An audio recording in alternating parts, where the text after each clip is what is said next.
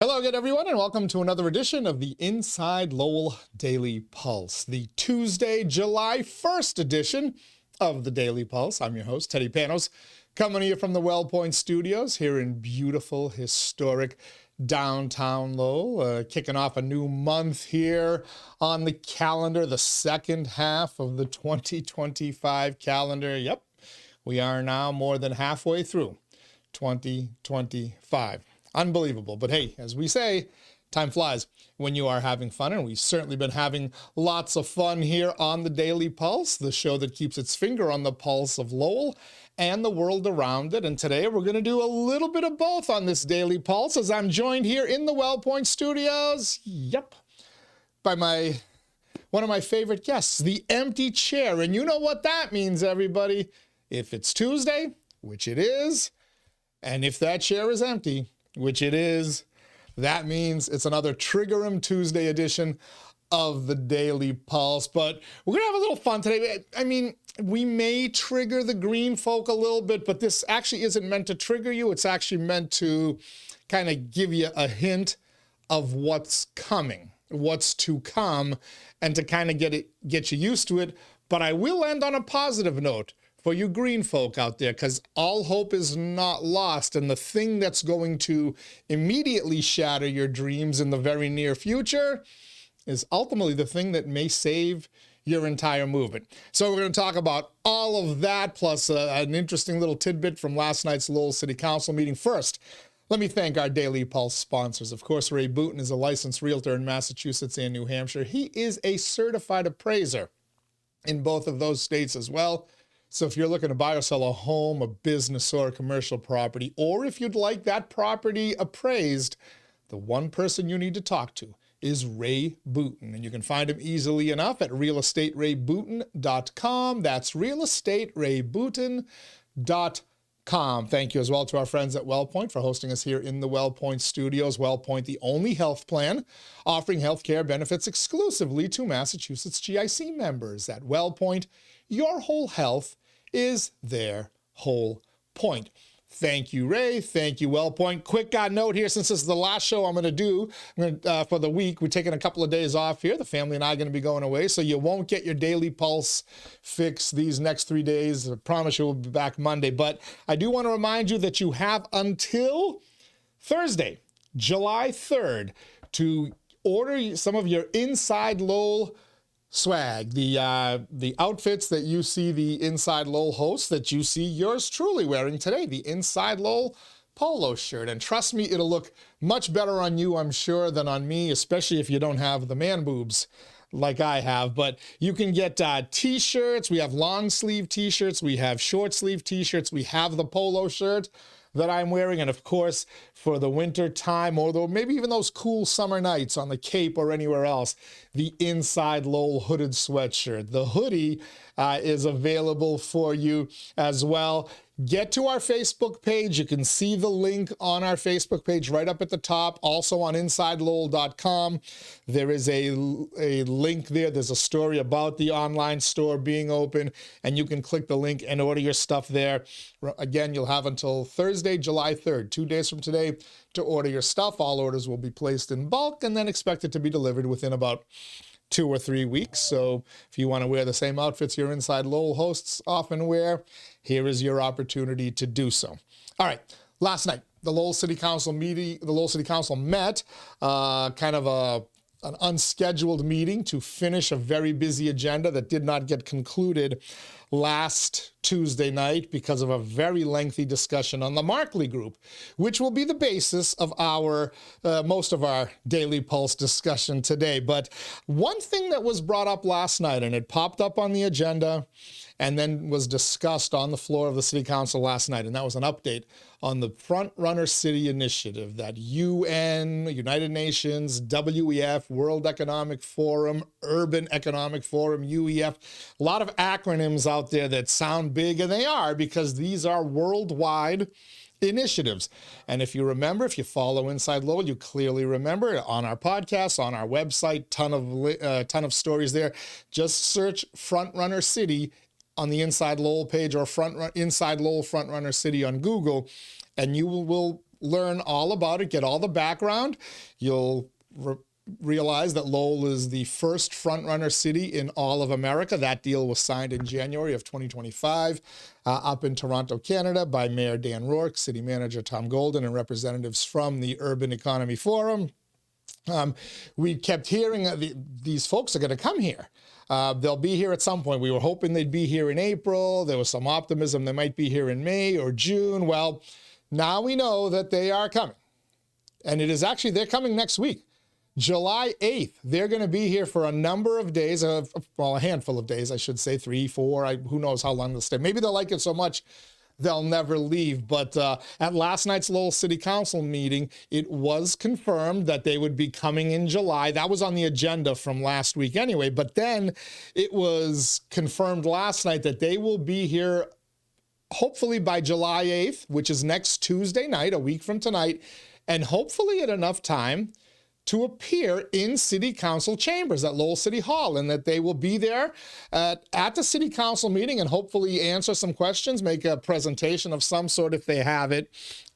Interesting stuff. It's starting to come to fruition. We've heard about this thing now for a while, and we've anticipated it. Still a lot of questions about what it entails, and there's still a lot of secrecy involving what it entails, or I don't want to say secrecy, but maybe some unknown information about what it will entail. But let me read to you from the City Council agenda, the City Council meeting agenda from last night. And it was actually also confirmed by representatives of the city last night, Yobani Baez-Rose, the city's economic development director, assistant city manager, I should say, DPD, Department of Planning and Development director. That's her official title here. It's on this memorandum that I'm holding in my hands. But let me read you this paragraph. And it said how in July of 2025, a delegation from the Urban Economy Forum will travel to Lowell to tour the city, meet with strategic development partners, and learn more about our community with in-person meetings and discussions. Again, last night it was confirmed that it will happen next week, not July 20th, not July 29th. It's happening next week. Although it would have been cool to have him here for the folk festival, wouldn't it have?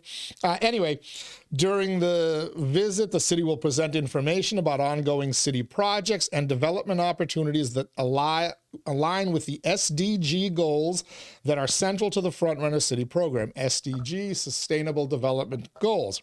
The city administration, here's the part that jumped out at me. The city administration will bring stakeholders and developers active in Lowell to learn more about potential partnership opportunities. Discussions will also include opportunities to be the first American location for a world pavilion to Lowell. Now, they're coming here and they're meeting next week, and they're meeting with strategic development partners. And the city's going to bring developers who are active in the city. I don't know if it's active in having already done projects, active as in having projects planned or in the pipeline or whatever. But if these folks are coming next week, and if they are meeting with developers, actual developers, that tells me the money is not that far behind. Now, I know we're in the second half of 2025. It is July 1st. And I don't know what the steps are. I don't know if their presence here next week means that they're immediately going to start hearing about proposals and start, pouring the money in and helping fund them, provide low interest loans, which we've heard are in play, and all sorts of other stuff. But if they're meeting with developers, it stands to reason that you very likely will have money from this Frontrunner City program, the SDG and UEF and WEF and all these acronyms that we know little about right now, but I got a hunch we're going to learn a lot about going forward, especially starting next week. I don't think it's out of the realm of possibility to believe that you're going to start seeing investment money in the city from this Frontrunner City status and from this United Nations kind of operation here. You're going to start seeing this kind of money. I'm going to guess by 2026, if not by the end of 2025. I mean, if they're meeting with developers and like these projects, I'm not sure the agreement's been signed. It was signed in, the memorandum of understanding. It was signed in in January. So whatever's in it, which we don't necessarily know yet, but we'll find out, it means that people have known that this is coming. They've had 6 months already to prepare. And the fact that they're coming here means that they're ready to go. This is a big deal nationally, folks. Lowell, Massachusetts is going to become the first frontrunner city in the United States of America. And while I don't fully understand what that means, our city councilors and our city administration delegation that went to Toronto and toured what the frontrunner city has meant to Toronto, Canada, and whatnot, they all came back amazed, jaws agape, jaws dropped at what it meant up there and what it could mean for Lowell, Massachusetts. And again, the fact that they're here next week, potentially at that July 8th city council meeting, a week from tonight, and meeting before or after, I don't know when the meetings are with developers, damn, it's getting closer to reality. This is a big step forward.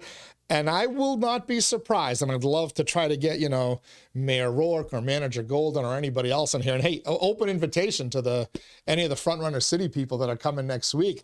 I got a microphone, I got cameras. I'm more than happy to talk to any of you or as many of you as you'd like, because I'd love to know more about this. I'd love the people of Lowell to know more about this. As I wrote in the story that I penned for Inside Lowell, and it's on there right now, on InsideLowell.com. It was written yesterday, before we even knew the specifics about next week, but we knew they were coming in July.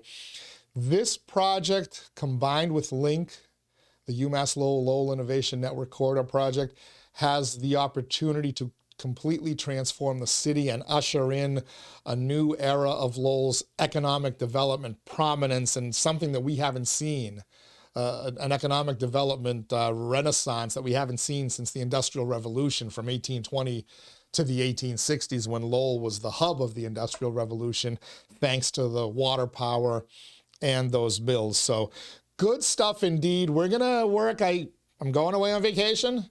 Doesn't mean Inside Lowell shutting down. Stuff is going to keep coming out, and any new developments that arise, especially out of this frontrunner city discussion, we'll be sure to share with you along the way. So keep following InsideLowell.com. Yeah, you won't get any daily pulses until next Monday, but if something breaks, if any new developments arise, we'll be sure to bring them to you. But again, don't be surprised if you start seeing money as early as 2026 pouring into the city of Lowell from this frontrunner city initiative. I don't see why not 2025. Let's speed up that timetable, shall we? Let's get them rolling. All right, take a quick break here and talk about the Markley Center when we resume, because big discussion at the Lowell City Council meeting last week regarding the Markley Group, and LINK and Frontrunner City actually plays a role in that discussion. First, let me thank my Daily Pulse sponsors. Of course, it always starts with Ray Booten. He's a licensed realtor in Mass and New Hampshire. So if you're looking to buy or sell a home, a business, or a commercial property, you need to get in touch with Ray Booten. RealEstateRayBooten.com is his web address. Pretty original, huh? Who's the genius who thought of that? RealEstateRayBooten.com. Thanks as well to WellPoint. At WellPoint, your whole health is their whole point. Washington Savings Bank, banking that feels like home. Make the switch now to Washington Savings Bank. TMI Properties, quality and value at every price point. Find your perfect space with TMI. Mahoney Oil, providing warmth and protection to Greater Lowell and Southern New Hampshire since 1925.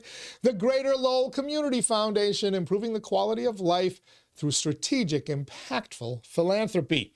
Francis E. Preventure Insurance, the agency Greater Lowell has counted on since 1982 to protect its most valuable assets. And by the Massachusetts Pirates, bringing all the hard-hitting action and excitement of arena football to the Mill City. We hope to drop another Inside the Pirates podcast later on today as well for you to check out. Pirates at home this Thursday night, July 3rd game. Thursday night, July 3rd game at the Tsongas Center. If you want tickets to that game, shoot me an email, teddypanos@aol.com. I can leave some vouchers behind for you. teddypanos@insidelowell.com. Go root on the Pirates this Thursday night at the Tsongas Arena.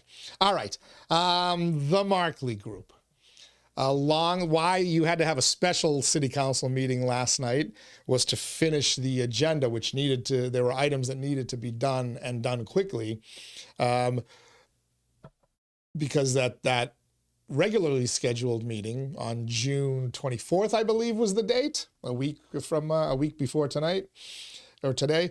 That Markley Group discussion got very long, and ultimately their proposal to add 4 new generators, backup generators powered by diesel fuel to the site was approved on I think it was a 9-1 vote, with Councillor 𝐓𝐫𝐢𝐻 not at the meeting.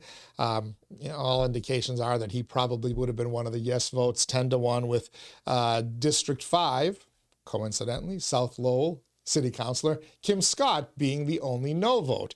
South Lowell is where the Markley Group facility is located. What is the Markley Group and what is this facility? Well, the Markley Group is, as best we understand, is a data center, pronounce it any way you want, that many large-scale companies across the country, maybe across the world, use for their data, for their storage, for their backup systems in case all hell breaks loose where they are. So naturally, the Markley Group, if there's a power outage in that neighborhood in South Lowell, they need backup generators. Otherwise, lots of bad things are going to happen to the technology that we have grown accustomed to in 21st century United States of America. Now, the Markley Group facility is located where the old Prince Spaghetti Factory was located, the Prince Grotto restaurant and the factory behind it.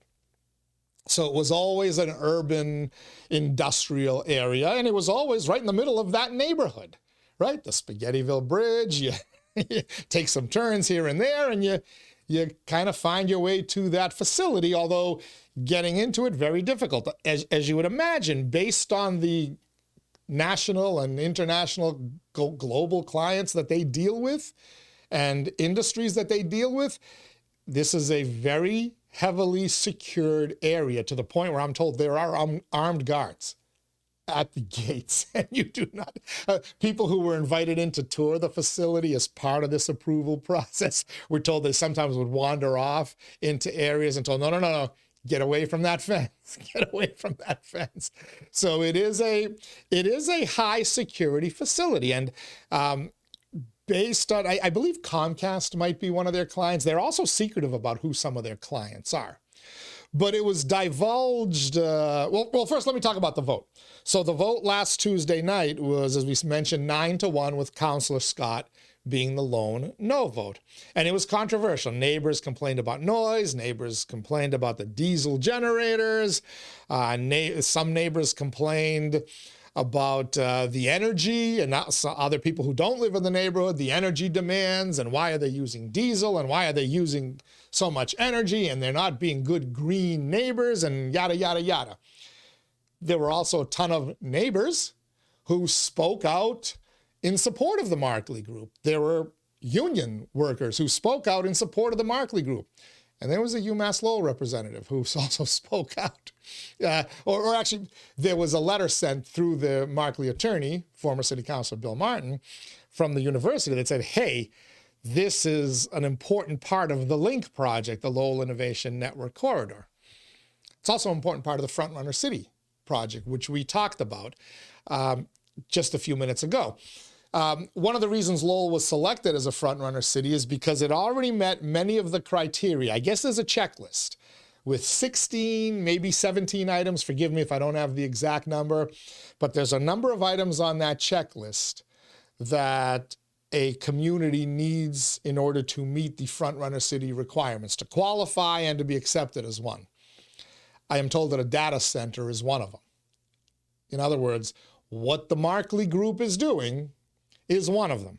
So no Markley Group, no data center. Whether you want to say, no, well, let's bring another group in to run a data center. You already have one, but whatever the case may be, no data center, no frontrunner city. No data center, no link. So for Lowell to kind of move forward it needs to, have a data center. It's the 21st century and AI is changing the world. So with that said, it was a pretty easy vote, right? 9-1, 10-1, whatever it was going to be. If you're a city councilor in Lowell, you made the right vote in approving it. But I do want to say, if you're a city councilor who represents District 5, South Lowell, I do think Kim Scott made the right vote as well as a councilor. I think she, because of some neighborhood concerns, and because of some quality of life issues in the neighborhood, and because of the hope that Markley will continue to make improvements there, and then not only when they add these 4 backup diesel generators that they were approved for, but I understand that they talked about it during the meeting. There's another 8 in the pipeline that's going through the approval processes, planning boards, zoning boards, conservation, state regulations, all these things. But there are 8 more of these generators in the pipeline. So this discussion will come up again on the Lowell City Council floor. They led us to believe within a couple of months. So I do think Councilor Scott made the right vote, just as I think her 9 colleagues made the right vote who were in attendance there to approve it. As the district councilor, your vote can be, important. Now, would it have been an easier vote? Would it have been as easy of a vote for Councilor Scott to be a no vote if her vote could have been the one that delayed this potential progress? I don't know. She seems to me to be somebody who, kind of sticks by her guns, and I think would have voted this way either way. But thankfully, it didn't come down like the Lowell Forward Housing vote or the ADU votes or some of the other controversial votes that have been very close in recent history. This one was pretty simple, and it needs to be. And again, put aside Councilor Scott's concerns, put aside these neighbors' concerns. I don't mean to diminish them. There was one speaker who played a recording from his phone of a noise that was going on. I don't know if that's a constant noise. I don't know if it was a fire alarm. I don't know what it was. But clearly you want these things to be mitigated and taken care of. And there were as many, if not more, neighbors who spoke and said, no, they're a good neighbor. We don't hear it. As the one guy who said there's an awful lot of news. Most of the opposition seemed to come from the climate folks, the green energy folks, concerned about diesel generators, concerned about Markley's carbon footprint and all these things and whatnot. And this is the gist of today's Daily Pulse, and this is the part that may trigger you on this Trigger 'em Tuesday. But AI, artificial intelligence, which is a big part of what the Markley Group does and is involved with, and it's a big part of what the Link project is at UMass Lowell. It's a lot of AI companies that are going to be part of that. It's a big part of the front runner city thing. Data centers, AI, artificial intelligence. It is here. It is a part of our everyday life already, and it is an energy-consuming monster that needs energy to happen. It needs energy production, it needs reliable energy production, and it needs to be there on demand. Otherwise, the world as we know it kind of ceases to exist. Internet, other security things, national defense, all this other stuff. The rush to lead the world in AI is already led to incredible advances.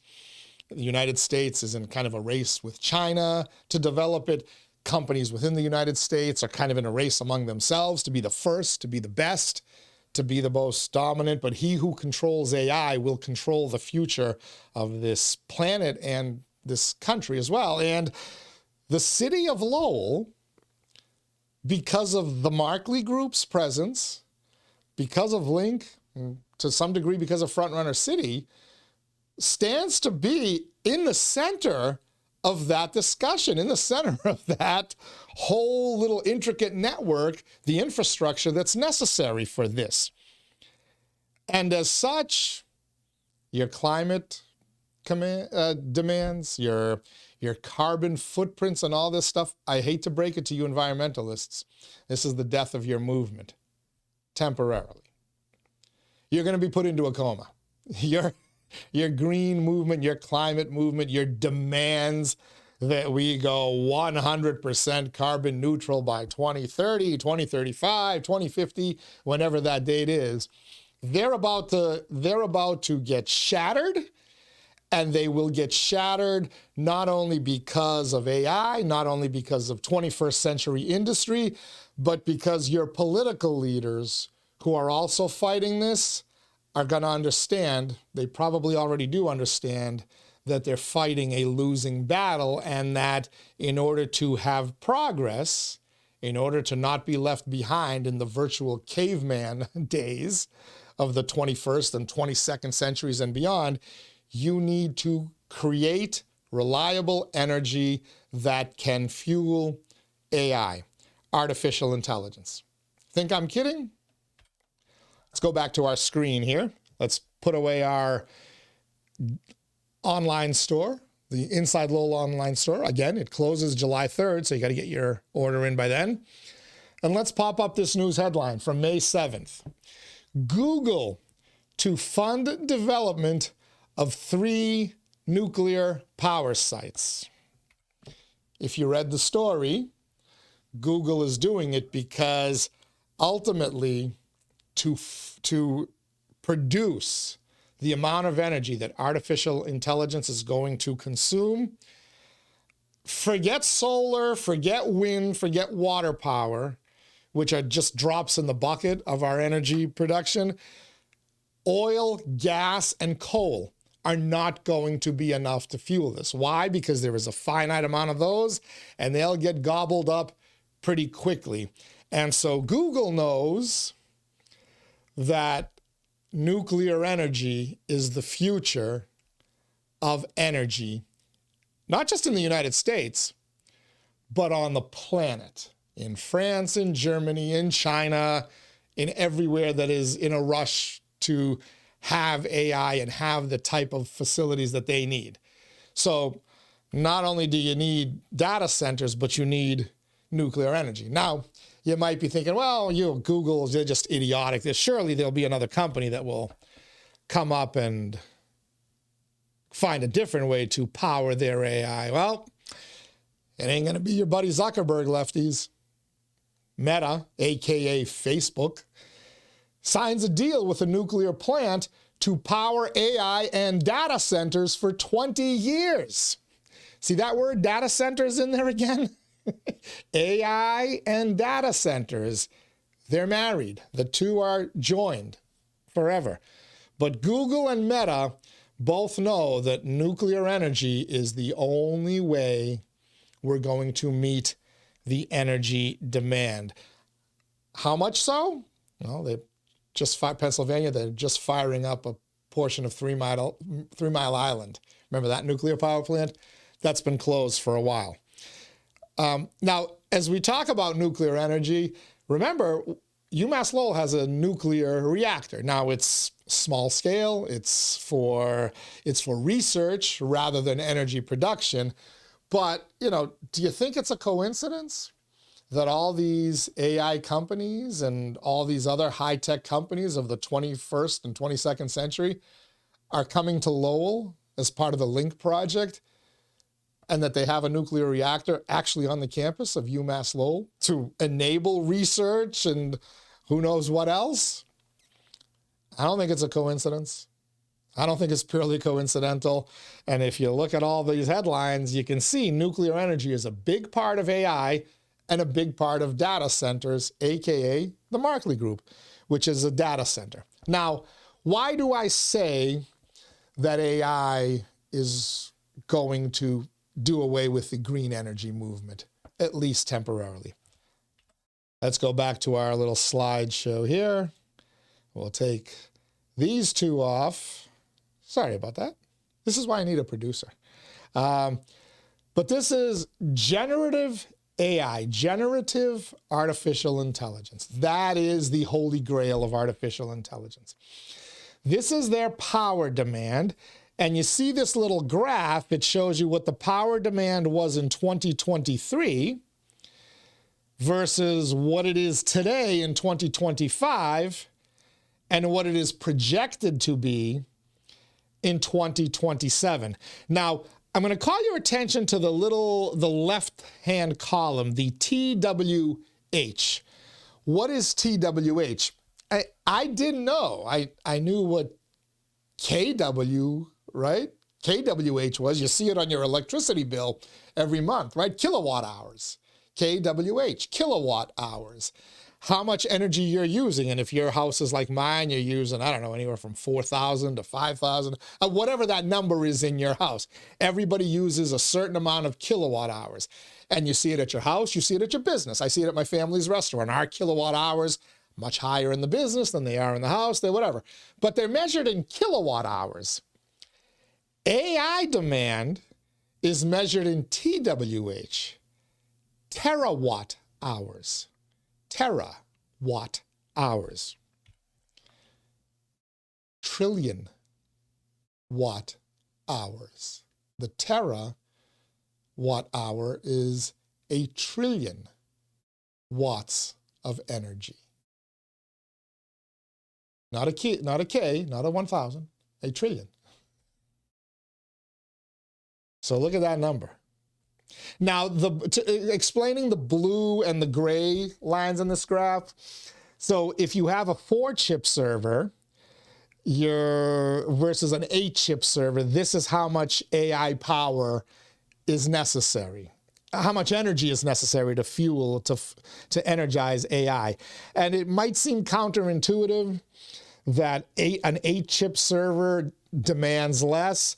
But I actually Googled it and I did some research into it to look into it. And basically 4-chip AI versus 8-chip AI, the 8-chip works much more efficiently. The more chips you have, the more efficient your energy usage is. And that's why there's a lower demand for an 8-chip server as opposed to a 4-chip server. But either way, look at where this is going in 2027. First of all, look where we've gone from 2023 to 2025. You have probably, if I'm looking at that 13.9 and that 12.5 in 2023, and you're looking at that 0 baseline and that 50, I don't know, we're not even at halfway. But basically, in just 2 years, AI has more than quadrupled the energy demand. And then if you go from 2025 to 2027, it will more than double energy demand. You're going to go from requiring 100 terawatt hours to 236. You've already gone from 13.9, we'll call it 14, to 100. So that's actually a 7%. That's your 700% increase. Your what's the number for 7 times? If 4 times something is quadruple, I don't even know what's septuple. I don't know. But look at the demand. Look at the demand that generative AI is putting on your energy grid and is going to put on your energy grid. Now then, one more to look at.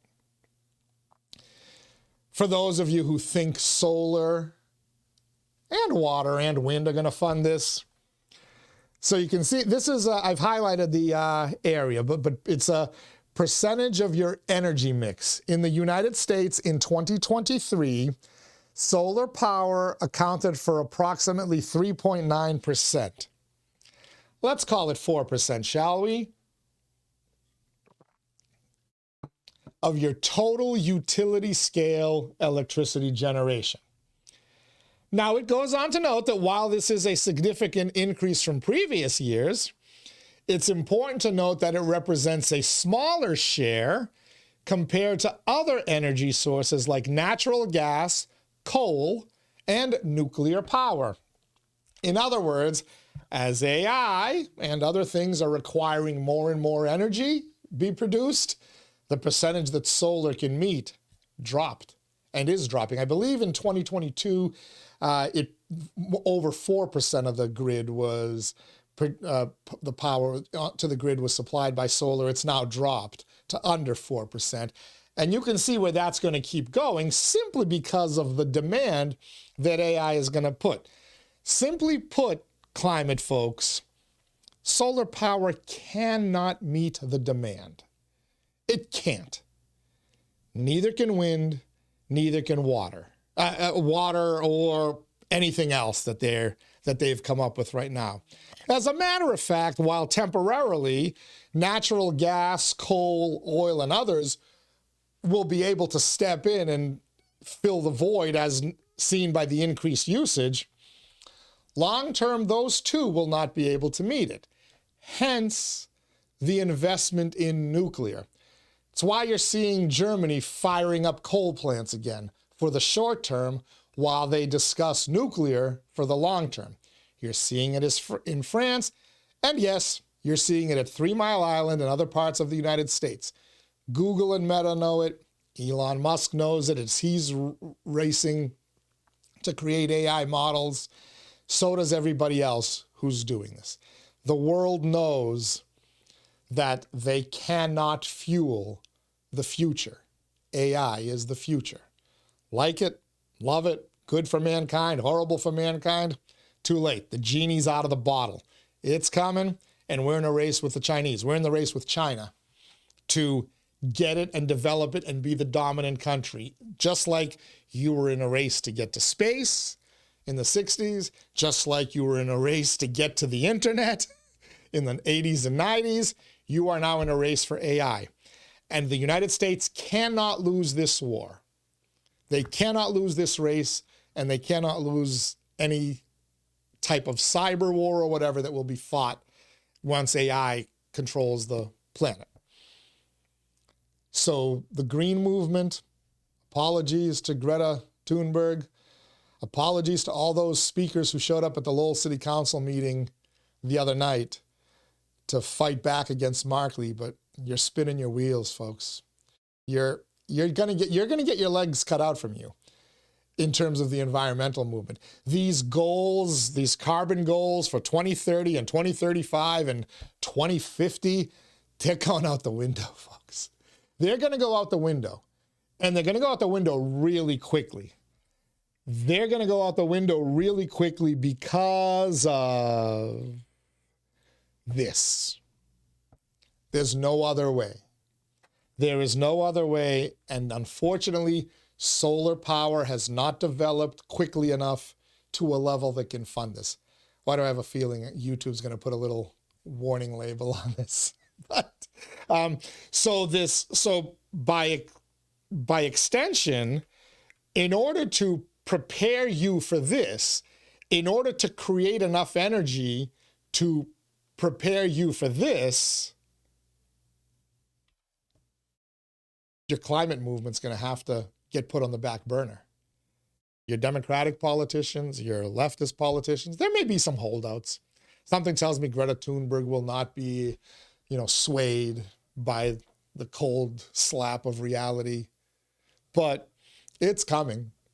You saw it a little bit the other night at the city council meeting, right? When the Markley Group presentation. This battle is going to play out throughout the world. It was a battle about Markley, a little data center in South Lowell, asking for more power, backup generator power to fuel the rising demand that's required out there of data centers. And they're going to need even more. They're coming back for 8 more. But this Lowell Tuesday night, June 24th at the city council meeting, that one issue, that one agenda item was a microcosm for discussions that are playing out and will continue to play out throughout the world based on the future, based on the importance of data centers, based on the importance of AI, and yes, based on the importance of energy required to fuel these advances in society. The genie's not going in the back in the bottle. And as a result, the climate change movement is going to get pushed to the back burner. Hopefully that burner is using solar power instead of oil and coal. But let me leave you with a little bit of hope here for the climate, folks, because I know this dose of reality might have triggered you. I promise you, I'm putting aside everything that I personally believe about the climate change movement and, you know, its validity, it's whatever. I'm putting all of that aside, and I'm just telling you that reality is going to side with me eventually. And you're seeing it, it's already begun, and it happened the other night. Normally you get all these climate folks speaking up, and the Lowell City Council, there's some rather progressive members on that Lowell City Council, right? Councilor Wayne Jeunesse, Councilor Vesna, dude, they're rather progressive members. Hell, Councilor Eric Itcher, when it comes to trees and this stuff, they're rather progressive members. When faced with an issue that talked about energy usage and meeting goals and you know, sustainability goals for 2035 and 2050, they looked at the Markley Group and they looked at the reality of the Markley Group and why they all spoke up about the need for the Markley Group to try to do better. They all understood, can't stand in the way of that freight train called progress, that freight train called the future. You don't want to be standing on the tracks when that train steamrolls you by. And it started steamrolling. You can see it's doing the choo-choo. The conductor is blowing that horn. That train is moving forward. It's going to start speeding really, really quickly. And I hate to tell the environmental folks, but if you're standing on those tracks, you're done. Here's where the optimism comes in, though. AI is so powerful. Where AI is going to be so powerful that things that we thought were possible only in sci-fi movies are going to become reality. And it's probably in my lifetime. I mean, I'm 59 years old. I'm not a spring chicken. But I am pretty sure that in my lifetime, things that we saw in the Jetsons, to pick a cartoon, or other sci-fi movies, Star Treks, anything, this kind of stuff is going to become reality. And here's the best part. AI, the artificial intelligence, is going to become so advanced. There are folks who think AI might already be more advanced than human intelligence. That's back and forth. Whether it could be dangerous is another issue. We'll talk to Asa Stutz and others about that. But we did a podcast with an AI professor from UMass Lowell that you might want to check out on Inside Lowell. But either way, at some point, AI, if it hasn't already, AI, artificial intelligence, will overtake human intelligence, and ultimately it will dwarf it. But as we're told, that what this will allow is incredible advances in medicine. The deaf might be cured. The blind might be able to see. Cancer could be cured. AI's advances in all these other fields, guess what? Why wouldn't AI allow advances in solar energy? In batteries, the batteries needed to store solar energy, wind energy, hydrogen, hydropower, whatever. If AI is as powerful and intelligent as everybody thinks it is and is going to be, AI will ultimately take care of the fossil fuel problem. You won't need fossil fuels. Maybe you can do it with solar. Maybe you can do it with wind. You'll probably need nuclear. I hate to tell you, but you're probably going to need nuclear in some way, shape, or form. Although Meta's investment was for 20 years, because maybe they know that within 20 years, other forms of energy will have been created and we won't even need to do nuclear in 20 years. But hang on to this, environmentalists. You're going to take a short-term loss. You're going to lose the battle. You're going to lose the 2025 and 2026 battle over green energy. But as you lose it because you need to fuel this energy demand. Now, just imagine, if that's 2027 on the far right, just imagine what 2050 is going to be, all right? It is currently in the United States, AI is using about 10, 11% of the energy produced. AI is consuming about 10 or 11% of the energy produced in the United States. By 2050, that number is predicted to be 22%. It's expected to double. 1/5, more than 1/5, 22% of the energy being produced in the United States is going to be used by AI, according to projections for 2050. So either way, AI is going to have to find a way to fuel itself. And that's where the green energy movement might actually, while losing the upcoming battles, plural, I should say, in the future, I think there's a chance that AI solves this issue, that we can eliminate greenhouse gases if that's what we really need to do, that we can not burn fossil fuels if that's what we really need to do. That, heck, maybe we don't even need nuclear power plants after they fuel AI and create the future. But either way, the green movement is going to be put aside. I mean, I called it the death of the green movement. It might get put in a coma and then brought back in a decade or two when the world and technology has changed. It's my little take. Love it, hate it. At least I'm bringing you some data. At least I'm bringing you some information.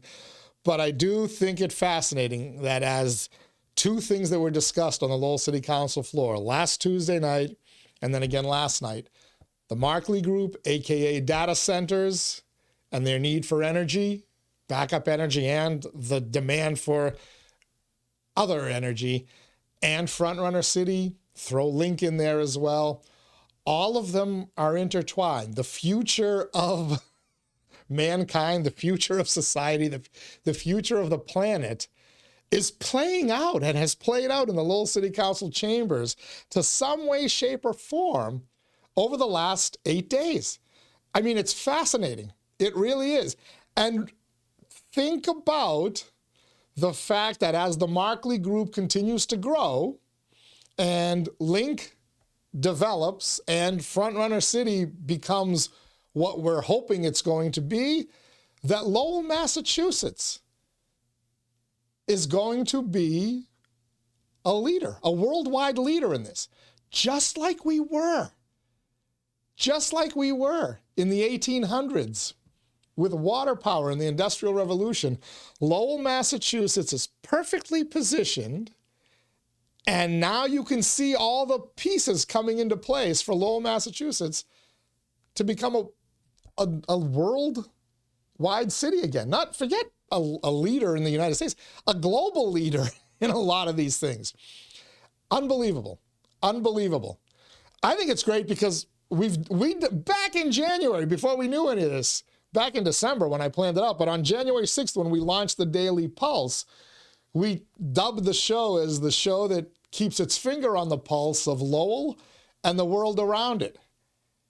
Who'd have thunk that just a half year later, on July 1st, 2025, that Lowell is a big part of the world around it. And not just to those of us here in Lowell. Soon enough, people around the world are going to know about Lowell, Massachusetts again.